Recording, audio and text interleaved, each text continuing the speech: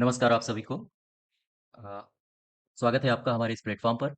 आज हम लोग उत्तर प्रदेश की योजनाओं की सीरीज़ के क्रम में आगे बढ़ते हुए ये 5वां लेक्चर देखेंगे और मैं उम्मीद करता हूँ, ये हमारा लेक्चर आपको आपकी परीक्षा में बेहद सहायक साबित होगा।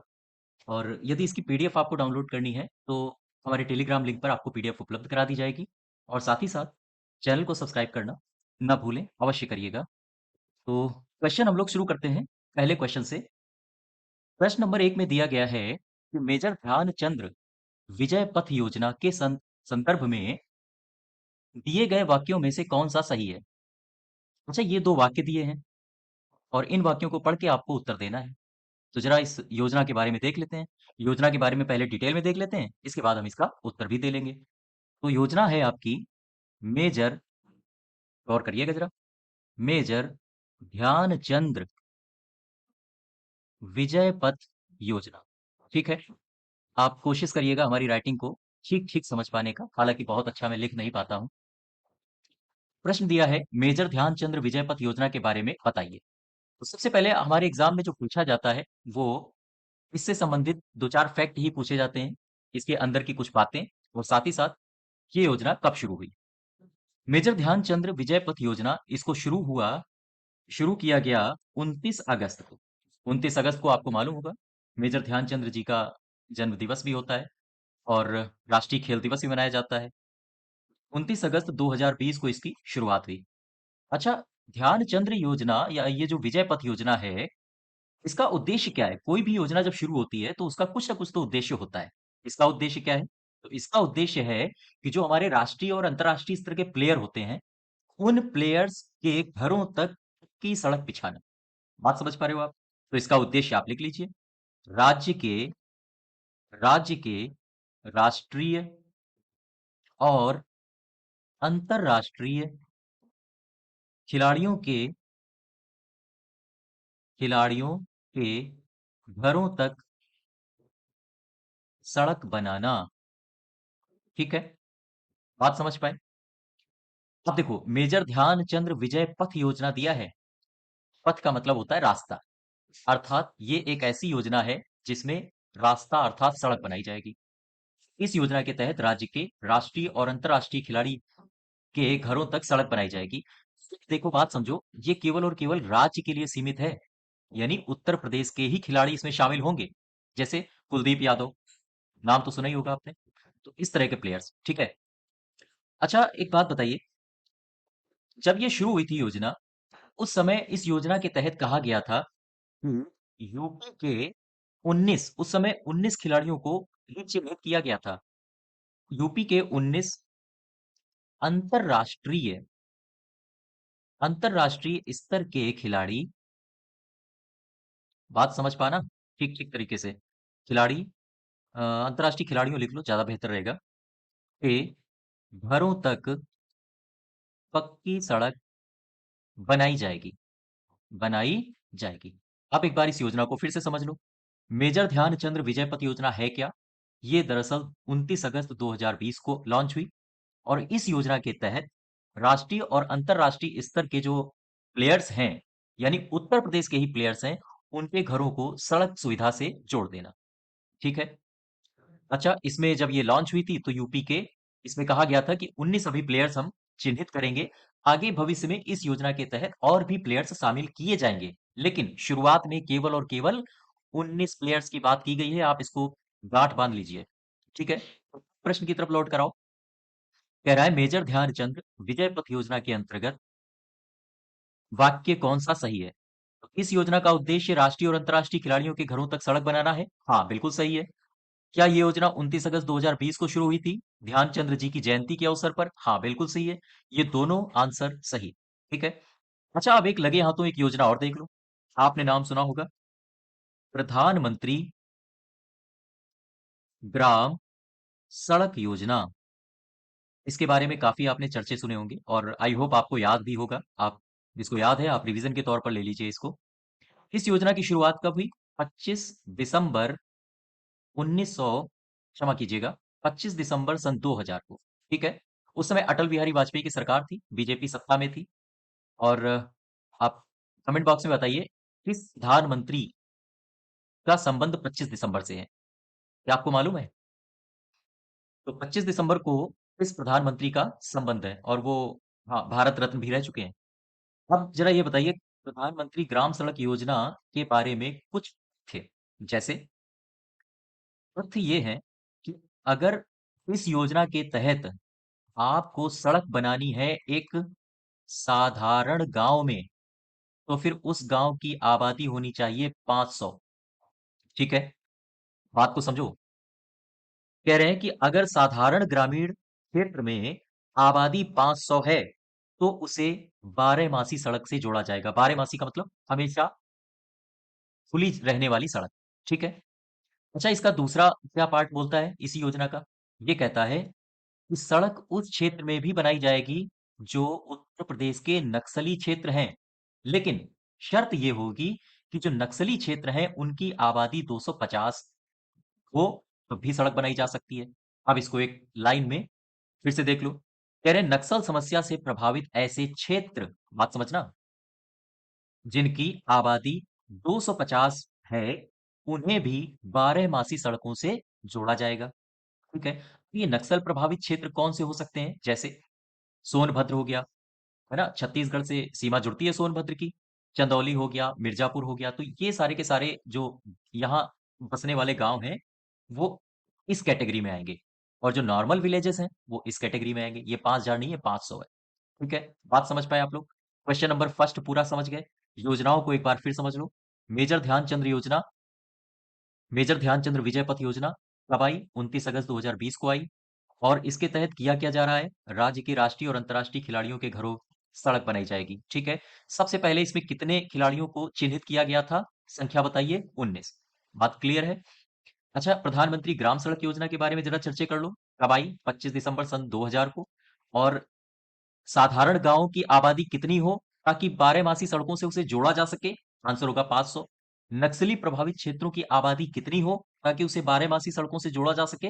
आंसर होगा 250। यहां तक बात समझ पा रहे हो आप? क्वेश्चन नंबर दूसरे में आओ। कह रहे हैं कि मुख्यमंत्री समग्र ग्राम विकास योजना का लक्ष्य क्या है? जरा इसको देख लो। लिखो, मुख्यमंत्री समग्र, समग्र ऐसे लिखो, समग्र ग्राम विकास योजना।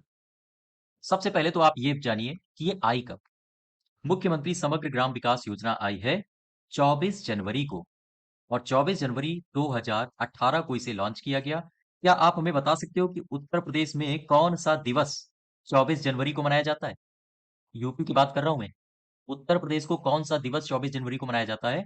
इसका मैं उम्मीद करूंगा कि आप उत्तर कमेंट बॉक्स में दें। ठीक है। अब एक बात समझो इस योजना से। इस योजना में कह रहा है कि गांव का विकास करना है। कैसा विकास? समग्र अर्थात संपूर्ण विकास करना है।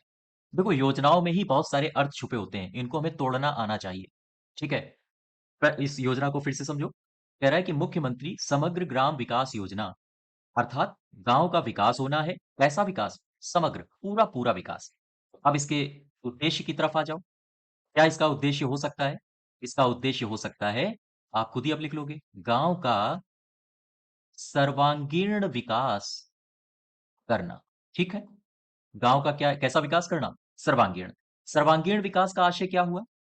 सर्वांगीण विकास से आशय हुआ कि गांव, ऐसे गांव जो उत्तर प्रदेश के सीमावर्ती गांव हैं, सीमावर्ती गांवों का विकास, साथ ही साथ वन टांगिया समुदाय वाले गांवों का विकास, थारू बाहुल्य, बाहुल्य गांवों का विकास। ठीक है, बात समझ पा रहे हो? और साथ ही साथ पिछड़े गांवों का विकास। तो जितने भी गांव हैं उन सबका पूरी तरह से विकास करना सर्वांगीण विकास कहलाएगा। ठीक है। अच्छा, अब इस योजना के तहत एक बात और दी गई है जो हमारे एग्जाम में पूछी जा सकती है। सपोज करो एक ये व्यक्ति है, युवक है, ये किसी सेना में भर्ती होता है। अब खुदा न खास्ता ये वहां शहीद हो जाए, तो ये योजना सरकार की कहती है कि अगर कोई व्यक्ति किसी गांव से बिलोंग करता था और वो शहीद हो गया है, तो उसके गांव का नाम शहीद गांव रखा जाएगा।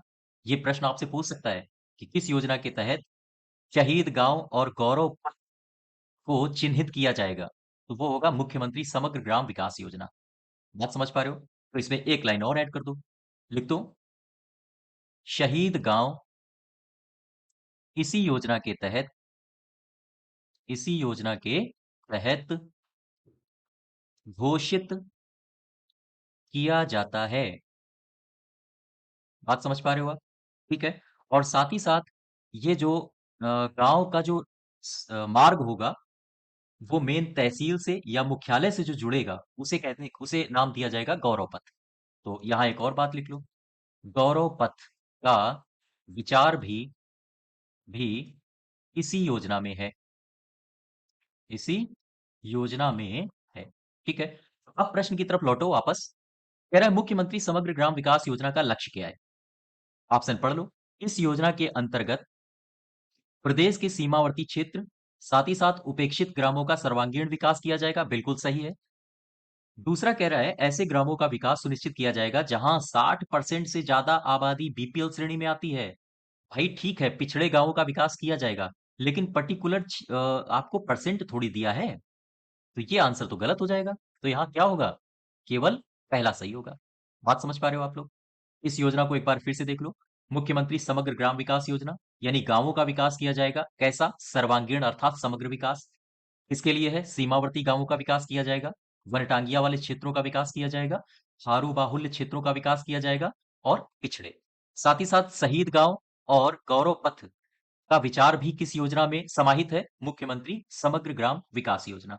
ये योजना आई कब? 2018 24 जनवरी को। हमें कमेंट बॉक्स में बताइए 24 जनवरी को क्या मनाया जाता है उत्तर प्रदेश में। ठीक है। क्वेश्चन नंबर तीसरे में आओ।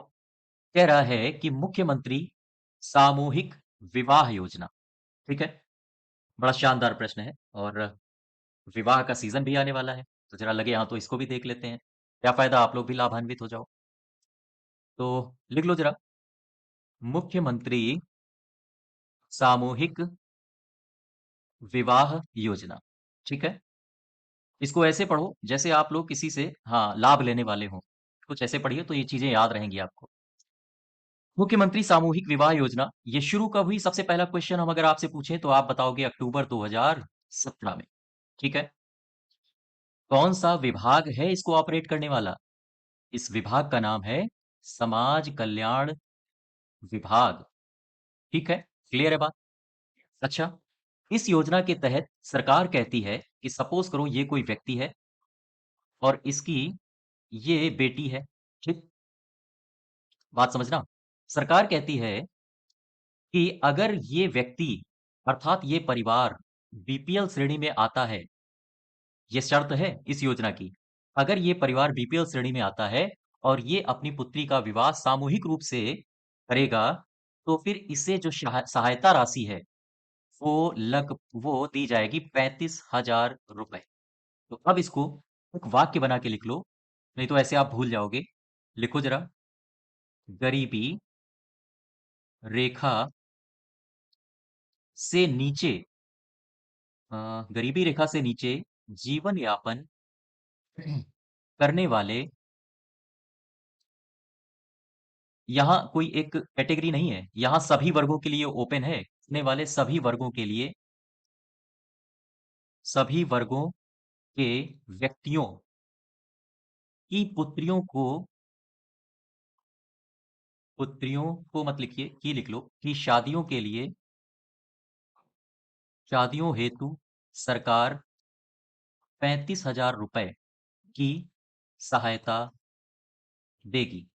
तो यहां से आपसे राशि पूछी जा सकती है, आप इसको ध्यान रखिए। ठीक है। मुख्यमंत्री सामूहिक विवाह योजना क्या है?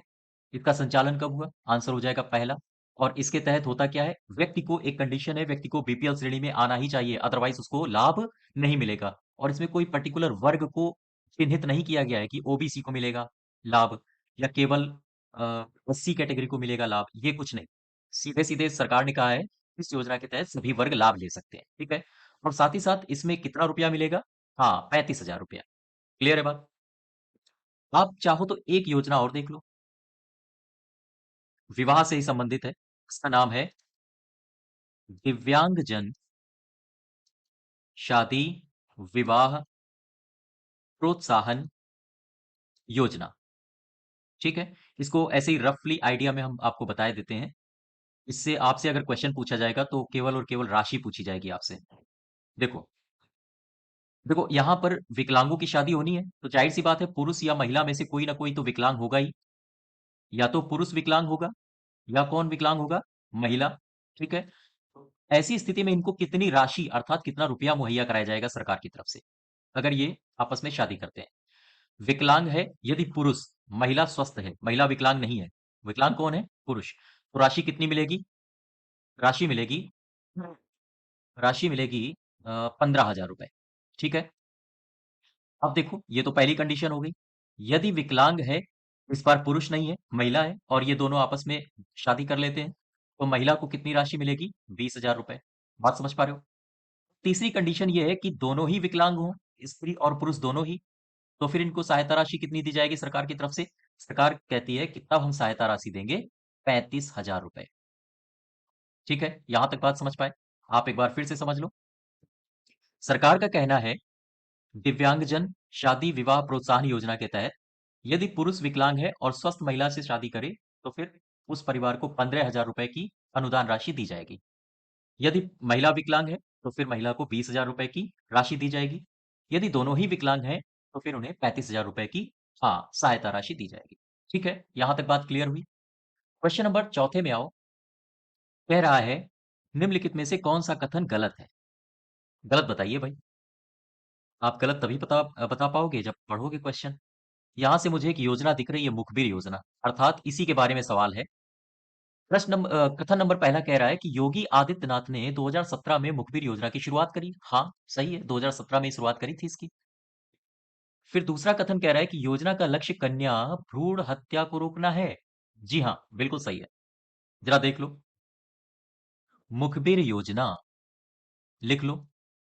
मुखबिर योजना की शुरुआत हुई कब, तो इसकी शुरुआत हुई है 24 जून 2017। ठीक है बात।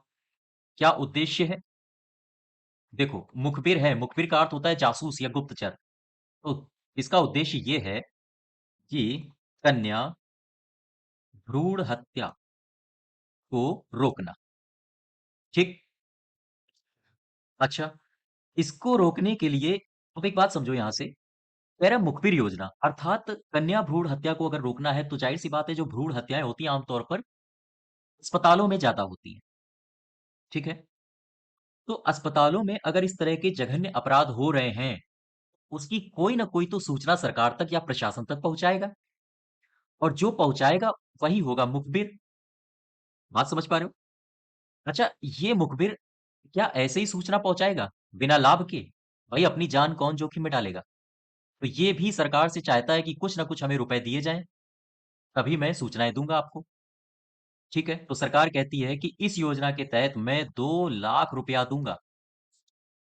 2 लाख रुपया की हाँ राशि दी जाती है, ये भी आप याद रखिए, दी जाएगी। क्लियर है। प्रश्न को आप फिर से एक बार समझो, इस योजना को आप फिर से एक बार समझो, इसके बाद आगे बढ़ेंगे। मुखबिर योजना की शुरुआत कब हुई, 2017 में। क्या उद्देश्य है, कन्या भ्रूण हत्या को रोकना। कन्या भ्रूण हत्या को रोकने के लिए कोई ना कोई तो सरकार ये सारी बातें गुप्त जानकारियां पहुंचाएगा, और उस मुखबिर के लिए सरकार कहती है कि हम इसके तहत 2 लाख रुपए की राशि देंगे। ठीक है, अर्थात मुखबिर योजना के तहत कितनी राशि दी जाती है, 2 लाख रुपए। क्वेश्चन नंबर नेक्स्ट में आओ। पांचवा कह रहा है कि एक जिला एक उत्पाद योजना का लक्ष्य उत्तर प्रदेश में किसे प्रोत्साहित करना है। देखो जरा, एक जिला एक उत्पाद।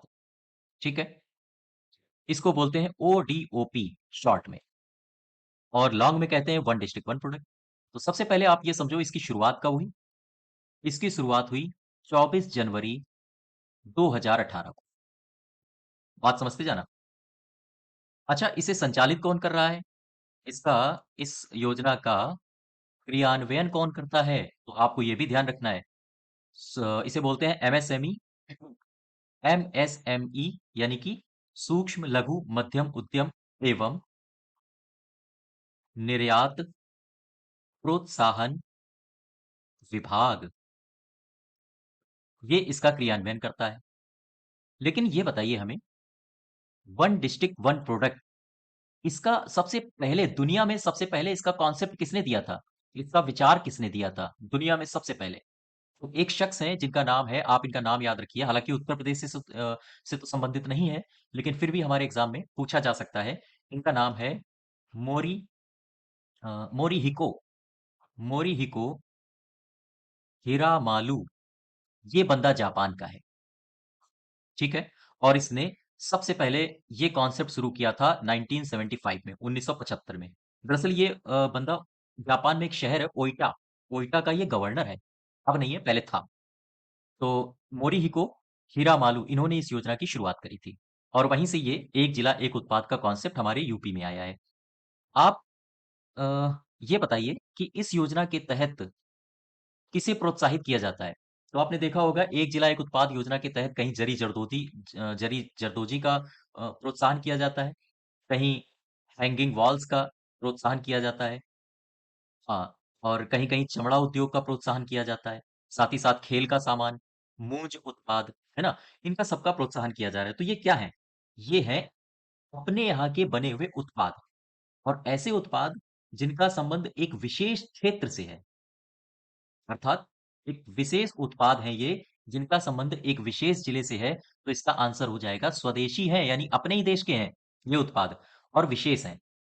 ठीक है? तो उत्तर प्रदेश में इसे प्रोत्साहित करता है एक जिला एक उत्पाद योजना स्वदेशी वस्तुओं को और विशेष उत्पादों को जिनका संबंध एक विशेष क्षेत्र से है अर्थात विशेष जिले से है। ठीक है। एक योजना और आपने सुनी होगी इसका नाम है देखिए इसका नाम क्या है, इसका नाम है एक जिला एक खेल योजना। इसको कहते हैं ODOS, one district one sport. यह योजना कब शुरू हुई? सन 2022 में शुरू हुई। इस योजना के तहत अलग-अलग जिलों के अलग-अलग खेलों को चिन्हित किया गया है। यानी अलग-अलग जिलों में अलग-अलग खेलों को चिन्हित किया गया है और सरकार कहती है कि उन्हीं जिलों में उन्हीं खेलों को प्रोत्साहित किया जाए, ताकि आगे आने वाले जो खेल प्रतियोगिताएँ होती हैं राष्ट्रीय स्तर पर या अंतर्राष्ट्रीय स्तर पर, उन प्रतियोगिताओं में हमारा प्रदर्शन अच्छा हो सके। तो ज़रा कुछ जिले हैं जिनके ओडीओएस आप देख लो। और जो ये समस्त ओडीओएस हैं, वो हमने उत्तर प्रदेश सामान्य अध्ययन श्रृंखला में, जो कि हमारे लगभग 7 से 8 लेक्चर्स वहाँ पढ़े हुए हैं, हमने उसमें हाँ, विधिवत जानकारी आपको दी है। तो जैसे अगर हम बात करें पीलीभीत की, तो ये हमारा लखीमपुर खीरी और ये है पीलीभीत, ठीक है? क्या आप बता सकते हो पीलीभीत का ओडीओएस यानी वन डिस्ट्रिक्ट वन स्पोर्ट्स क्या है? पीलीभीत का है तैराकी, ठीक है? ये बताइए अगर हम आपसे पूछें कहाँ गया बांदा? ये रहा बांदा। अगर हम आपसे पूछें कि बांदा का ओडीओएस क्या है? बांदा का ओडीओएस है शूटिंग, ठीक है? शूटिंग। क्या आप बता सकते हो उत्तर प्रदेश की राजधानी लखनऊ का ओडीओएस क्या है? One district one sports. ये है लखनऊ। लखनऊ का बताइए। लखनऊ का है हॉकी, है ना? एक जिला और है, ये है कानपुर। उन्नाव, कानपुर और ये रहा आपका कानपुर देहात। कानपुर देहात के ठीक ऊपर है कन्नौज। बताइए भाई कन्नौज का ओडीओएस क्या है? कन्नौज का ओडीओएस है कबड्डी, ठीक है? और यहाँ है आपका मिर्जापुर और ये रहा आपका प्रयागराज। प्रयागराज का ओडीओएस क्या है? प्रयागराज का ओडीओएस है लॉन टेनिस। लॉन टेनिस, ठीक है? और आगरा का बता सकते हो तो बता दो। आगरा का ओडीओएस क्या है? इसका ओडीओएस है टेबल टेनिस। टेबल टेनिस, ठीक है? चलिए एक मैं प्रश्न पूछता हूं। ये रहा हमारा कानपुर। जो कानपुर के बच्चे अगर हम सुन रहे हो तो मुझे कमेंट बॉक्स में बताइए कानपुर का ओडीओएस क्या है? One district one sport. और मैं आशा करता हूं कि आप लोग कमेंट बॉक्स में इसका उत्तर जरूर देंगे। ठीक है? कानपुर। क्वेश्चन नंबर 6 की तरफ आओ। कह रहा है कि उत्तर प्रदेश सरकार द्वारा शुरू किया गया दस्तक अभियान निम्न में से किससे संबंधित है? तो ये तो आपने पढ़ा ही होगा। दस्तक अभियान किससे संबंधित है? ये है जापानी इंसेफ्लाइटिस का उन्मूलन। जरा अब इसके बारे में दो चार बातें देख लो। इसका नाम है जापानी इंसेफेलाइटिस।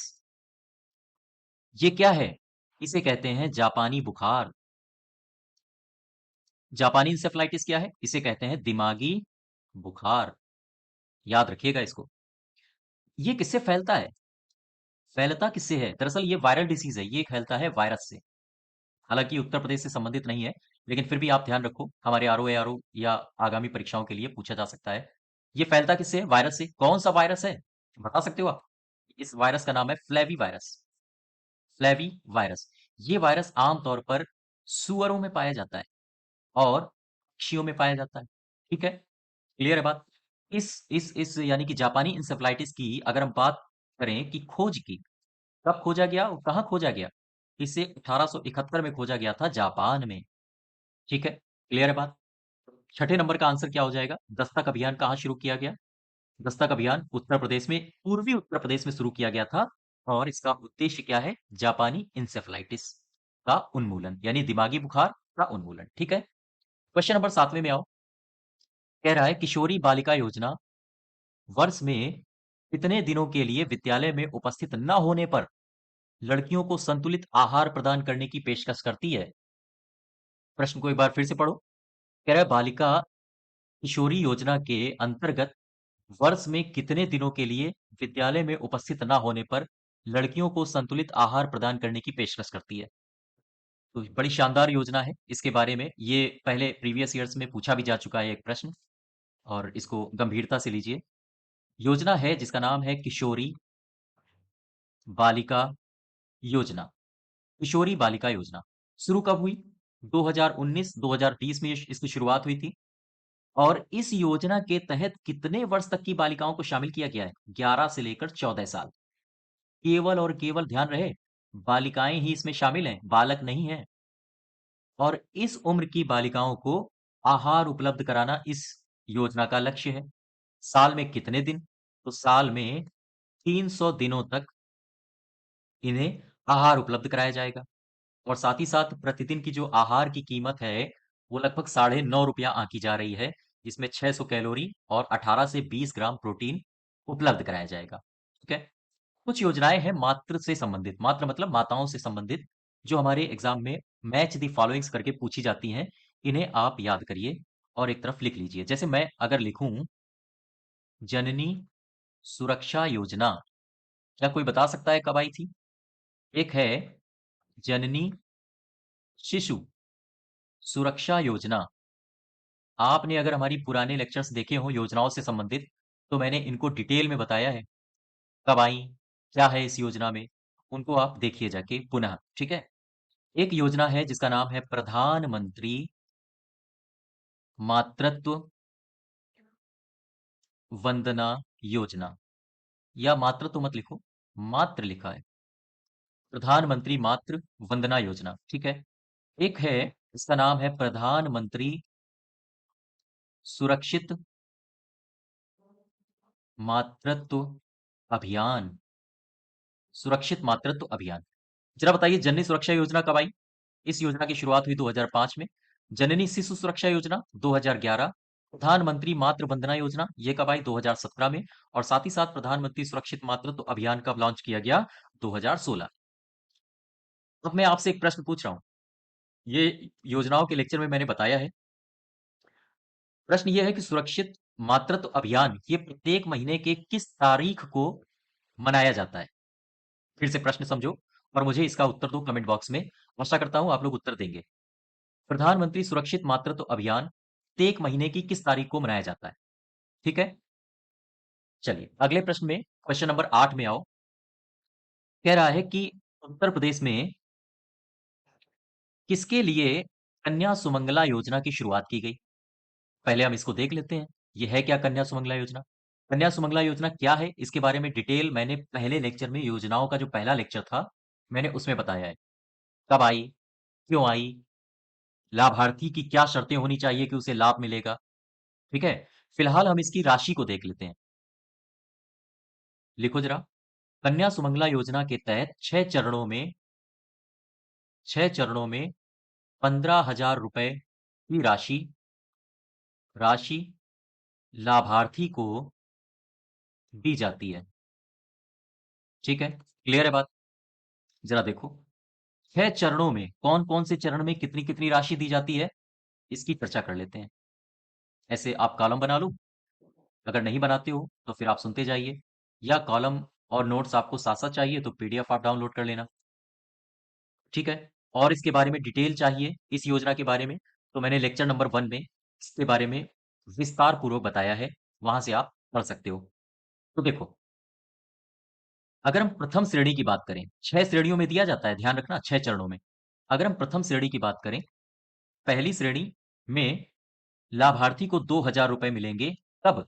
जब पुत्री का, कन्या सुमंगला योजना कन्याओं के लिए है, पुत्रियों के लिए, जब पुत्री का होगा जन्म। बात समझे? पहली श्रेणी क्या कहती है? वैसे ही पुत्री का जन्म हुआ, लाभार्थी को 2,000 रुपए मिल जाएंगे।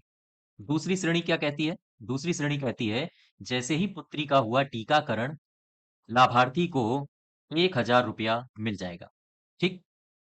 6 श्रेणियां देखो। तीसरी श्रेणी क्या कहती है, यानी तीसरा चरण क्या कहता है? तीसरा चरण कहता है कि जैसे ही पुत्री ने, यानी बेटी ने प्रथम कक्षा में प्रवेश लिया, वैसे ही उसे 2,000 रुपया मिल जाएंगे लाभार्थी को। ठीक है। चौथा चरण क्या कहता है? चौथा चरण कह रहा है, या चौथी श्रेणी कह रही है, कि जैसे ही बेटी ने छठी कक्षा में प्रवेश लिया, छठी कक्षा में प्रवेश लिया, मिल जाएंगे लाभार्थी को 2,000 रुपए। बात समझ पा रहे हो? ये सारी की सारी योजनाएं देखो सरकार चलाती क्यों है? सरकार चलाती इसलिए है ताकि भ्रूण हत्याओं को रोका जा सके, और जो समाज में लैंगिक अनुपात है उसे, हाँ, उसे मेंटेन किया जा सके। चलो देखो, पांचवें चरण में क्या ये योजना कह रही है? पांचवें चरण में कह रही है कि जैसे ही बेटी 9वीं कक्षा में प्रवेश करेगी, लाभार्थी को मिल जाएंगे, 9वीं कक्षा में प्रवेश करेगी, लाभार्थी को मिल जाएंगे 3,000 रुपए। ठीक है। और अंतिम और छठा चरण कहता है इस योजना का, कि जैसे ही बेटी स्नातक, ऐसे ही तो लिखा जाएगा, स्नातक या 2 वर्षीय किसी डिप्लोमा कोर्स में एडमिशन लेगी, लाभार्थी को मिल जाएंगे 5,000 रुपए। जरा देख लो इसमें कितने हो गए, 2 1 3 4 5 6 7 8 9 10 10 5 15, यानी टोटल कितने राशि? 15,000 की राशि। ठीक है। तो ये योजना, इसका आंसर क्या होगा? उत्तर प्रदेश में कन्या सुमंगला योजना की शुरुआत करी गई थी किसके लिए? हाँ, ये देखिए चौथा नंबर, शैक्षणिक मानक, शिक्षाओं से संबंधित है ना, रोजगार के अवसर तो दे नहीं रहा है, डिजिटल साक्षरता भी नहीं दी जा रही इसमें, लड़कियों को खेल में भागीदारी का अवसर भी नहीं दिया जा रहा है इसमें। आंसर क्या हो जाएगा? चौथा। ठीक है। क्वेश्चन नंबर 9 में आओ। नवा कह रहा है, उत्तर प्रदेश सरकार द्वारा हस्तशिल्प विपणन प्रोत्साहन योजना के अंतर्गत हस्तशिल्पियों को अपने उत्पादों के विपणन हेतु कितनी धनराशि राज्य सहायता के रूप में प्रदान करेगा? फिर से समझो। कह रहा है कि हस्तशिल्प विपणन प्रोत्साहन योजना एक है। इस योजना के तहत हस्तशिल्पियों को राज्य कितनी सहायता राशि देता है? सिंपल सा प्रश्न इतना है, बाकी थ्योरी को आप हटा दीजिए। प्रश्न में से जो की पॉइंट्स हैं वो आपको केवल इतने दिए गए हैं। फिर से समझो। हस्तशिल्प विपणन प्रोत्साहन योजना के तहत हस्तशिल्पियों को राज्य कितनी सहायता देता है? आंसर होगा 10,000। ठीक है। जरा इसको डिटेल में देख लेते हैं। हस्तशिल्प विपणन प्रोत्साहन योजना, हस्तशिल्प विपणन प्रोत्साहन योजना। ठीक है। क्या है ये? इस योजना के तहत यदि कोई शिल्पकार, हस्तशिल्पी, हस्तशिल्पकार का आशय होता है हाथ से बनाने वाले या हाथ से कलाकारी करने वाले व्यक्ति, यदि कोई हस्तशिल्पकार किसी मेले में अपना स्टॉल लगाता है, तो उसे, अपना अगर एक स्टॉल लगाता है तो उसे दिए जाएंगे 10,000 रुपए। लिख लो इसको। यदि कोई शिल्पकार, दो कंडीशंस हैं इसकी। शिल्पकार कैसा? हस्तशिल्पकार। कंडीशन ये है, यदि कोई हस्तशिल्पकार किसी मेले में अपना स्टॉल लगाता है तो उसे सरकार देगी कितना रुपया? 10,000 रुपए। यदि कोई हस्तशिल्पकार मेले में स्टॉल लगाए दो, तो फिर सरकार उसे देगी 20,000 रुपया। हाँ, इससे ज्यादा सरकार मदद नहीं करेगी। ये अंतिम चरण है। अगर एक स्टॉल लगाता है तो सरकार कह रही है कि हम 10,000 रुपए का सहायता राशि देंगे। अगर दो स्टॉल लगाता है तो सरकार कहती है कि हम 20,000 रुपए तक सहायता राशि दे सकते हैं, लेकिन इससे ज्यादा नहीं देंगे। ठीक है, क्लियर है बात? अच्छा, ये किसे मिलेगा इस योजना का लाभ? इस योजना का लाभ हर उस व्यक्ति को मिलेगा जो 18 वर्ष का हो चुका है। बात समझ पा रहे हो? फिर से बताता हूं। हस्तशिल्प विपणन प्रोत्साहन योजना के तहत यदि हस्तशिल्पकार किसी मेले में एक स्टॉल लगाता है तो उसे सरकार कितने कितनी राशि मुहैया करेगी? 10,000 रुपए। और इस योजना के तहत कोई व्यक्ति लाभ ले सकता है, अर्थात इस योजना का लाभार्थी बन सकता है यदि उसकी उम्र हो 18 वर्ष। ठीक है, तो इसका आंसर क्या हो जाएगा? हाँ, ये। अच्छा, एक योजना हस्तशिल्प से ही संबंधित और है, उसको भी जरा लिख लो। अगर हम कहें कि बताओ हस्तशिल्प अ, कौशल कौशल विकास प्रशिक्षण योजना, ठीक है? हस्तशिल्प कौशल विकास प्रशिक्षण योजना। इस योजना के तहत प्रशिक्षण दे रहा है भाई। एक सीधी सी बात समझो, ये जो योजना है ये प्रशिक्षण से संबंधित है। इस योजना के तहत कितनी उम्र तक के हस्तशिल्पियों को प्रशिक्षित किया जाएगा? 18 से लेकर 35 साल तक के हस्तशिल्पियों को प्रशिक्षित किया जाएगा। साथ ही साथ प्रशिक्षण की अवधि क्या होगी? अवधि होगी 6 माह की। इतनी बात आप इस योजना से याद रखिएगा। हस्तशिल्प से संबंधित एक योजना और है छोटी सी, चाहो तो आप उसको भी ध्यान दे लो, हो सकता है अपने एग्जाम में पूछा जाए। इस योजना का नाम है शिल्पकारों विशिष्ट शिल्पकारों के लिए विशिष्ट शिल्पकारों के लिए पेंशन योजना। ठीक है, अब इसमें आप एक बात समझो, ये पेंशन योजना है वो है एक कुछ अलग हटके शिल्पकार होने चाहिए। यह योजना कहती है कि भाई पेंशन हम उन्हीं शिल्पकारों को देंगे जो कुछ अलग हो, कुछ विशिष्ट हो, ऐसे ही नॉर्मली नहीं। तो कुछ अलग शिल्पकार कहां से आएंगे? तो उसके लिए भी इस योजना में शर्त दी गई है। यह योजना कहती है कि यदि शिल्पकार राज्य हस्तशिल्प पुरस्कार का विजेता हो, पुरस्कार का विजेता हो, या फिर कोई हस्तशिल्पकार राष्ट्रीय हस्तशिल्प पुरस्कार का विजेता हो। बात को समझो। तो ऐसे हस्तशिल्पकारों को इस पेंशन योजना के तहत 2,000 रुपया प्रति माह पेंशन दी जाती है। ठीक है, काफी हौच पौच हो गया है। मैं आपको फिर से एक बार बताता हूं। आप इसको चाहो तो अपने नोट डाउन में एक लाइन बना के लिख लेना, या फिर एज इट इज फिगर बना लेना। मैं इसको एक बार फिर समझा रहा हूं। हमने कहा एक योजना है जिसका नाम है विशिष्ट शिल्पकारों के लिए पेंशन योजना। ठीक? इस योजना के तहत उन्हीं हस्तशिल्पकारों को पेंशन दी जाएगी जो या तो राज्य हस्तशिल्प पुरस्कार को जीत चुके हों, या फिर राष्ट्रीय हस्तशिल्प पुरस्कार को जीत चुके हों। ठीक, तो ऐसे हस्तशिल्पकारों को कितनी पेंशन मिलेगी? 2,000 रुपया प्रति माह। आप समझ पा रहे हो आप हमारी? ठीक है, क्वेश्चन नंबर 10वें की तरफ आओ। 10वां कह रहा है कि मछुआ दुर्घटना बीमा योजना ये कब प्रारंभ हुई? तो जरा देख लो इसको, लिखो।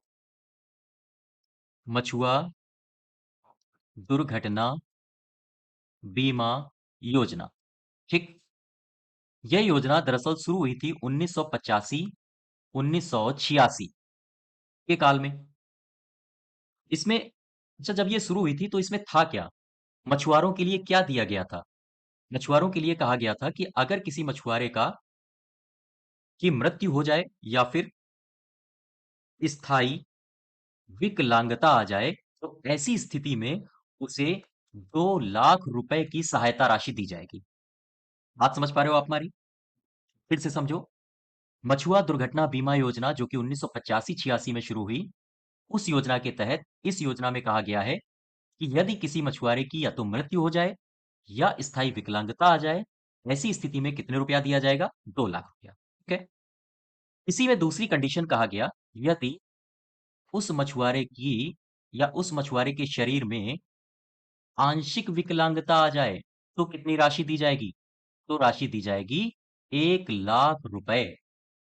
बात समझ पा रहे हो आप? यहां तक क्लियर है? बोलो भाई। अच्छा, ये योजना है कहाँ की? उत्तर प्रदेश की है, इसको ध्यान रखिएगा। ठीक है, उत्तर प्रदेश की, ये लिखा भी है। अब लेकिन हुआ क्या? एक तारीख आई 10 सितंबर 2020। इस तारीख को एक योजना लॉन्च करी केंद्र सरकार ने जिसका नाम है प्रधानमंत्री मत्स्य संपदा योजना। तो जो ये योजना है, मछुआ दुर्घटना बीमा योजना, इस योजना को इस योजना में मर्ज कर दिया गया। अच्छा, तो मर्ज कब किया गया? 2020 में योजना आई और इसे मर्ज कर दिया गया 2020-2021 के वित्त वर्ष में। अब फिर से समझो, 10 सितंबर 2020 को प्रधानमंत्री मत्स्य संपदा योजना आई, अर्थात लॉन्च करी गई, और इस योजना को, मछुआ दुर्घटना बीमा योजना को, 2020-21 के वित्त वर्ष में प्रधानमंत्री मत्स्य संपदा योजना में समाहित कर दिया गया। अब अगर हम पूछें आपसे वर्तमान में अर्थात 2020-2021 के बाद इस योजना में कुछ बदलाव कर दिए गए हैं। क्या बदलाव किए गए हैं? देखो, जो पहले कंडीशंस थी उनमें बदलाव किए गए हैं। पहले कंडीशंस थी मृत्यु या स्थायी विकलांगता में 2 लाख रुपया आ जाएगा, आपको मिल जाएगा। लेकिन अब बदलाव के तहत कहा जाता है, इस योजना के तहत सरकार कह रही है कि यदि मृत्यु हो जाए या स्थायी विकलांगता आ जाए तो फिर 5 लाख रुपए मिलेंगे। दूसरी कंडीशन क्या कहती है? यदि आंशिक विकलांगता आ जाए तो फिर आपको 2.5 लाख रुपए मिलेंगे। बात समझ पा रहे हो आप? यहां तक क्लियर है? फिर से समझो एक बार। प्रश्न कह रहा है, उत्तर प्रदेश में मछुआ दुर्घटना बीमा योजना कब शुरू हुई? और इसका आंसर हो जाएगा 85-86। मछुआ दुर्घटना बीमा योजना के तहत अगर मृत्यु हो जाती है किसी मछुआरे की या स्थायी विकलांगता आ जाती है तो 2 लाख रुपया मिलेगा। यदि आंशिक विकलांगता आती है तो 1 लाख रुपया मिलेगा। लेकिन हुआ क्या कि जब से मत्स्य प्रधानमंत्री मत्स्य संपदा योजना आई है 2020 से, मछुआ दुर्घटना बीमा योजना को इसी योजना में ऐड कर दिया गया। ठीक है, अब इसके कंडीशंस में बदलाव आ गया है, इसकी शर्तों में बदलाव आ गया है। वर्तमान में अर्थात 2020-21 से जब से ये योजना मत्स्य संपदा योजना में शामिल हुई है, से इस योजना के तहत यदि किसी मछुआरे की मृत्यु हो जाए या स्थायी विकलांगता आ जाए तो 5 लाख रुपए दिए जाएंगे। अगर आंशिक विकलांगता आ जाती है तो 2.5 लाख रुपए दिए जाएंगे। क्लियर है बात? यहां तक बात समझ पाए आप लोग? तो आज हम लोग इसे यहीं तक रखते हैं। ठीक है, हम लोग आगे यानी जो भी अगला लेक्चर होगा उसमें अन्य महत्वपूर्ण योजनाओं पर चर्चा करेंगे जो कि हमारे एग्जाम्स के लिए महत्वपूर्ण होंगी। तो अगर इसकी आपको पीडीएफ चाहिए तो हमारे टेलीग्राम लिंक पर आपको पीडीएफ इसकी मिल जाएगी, और साथ ही साथ चैनल को सब्सक्राइब करिएगा। धन्यवाद।